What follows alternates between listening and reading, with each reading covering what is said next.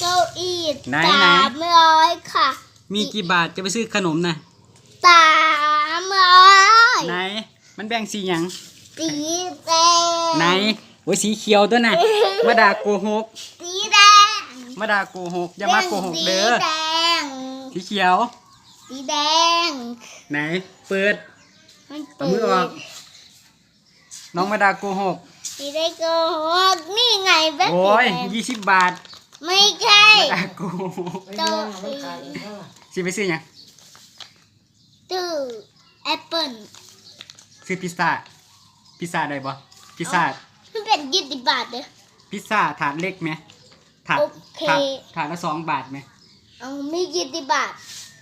มี20 บาทก็ได้หลายถาดอยู่ ติดติวพิตา พิซซ่า อืม พิซซ่าที่มันเป็นเยลลี่ แกนี่อีหยังเหรอ เอาเยลลี่ถาดน้อยๆนะแม่อันละ2 บาทนะแม่ เอา แล้วเอาอย่างอีกไปนะดีโดปีโป้ เอามีอยู่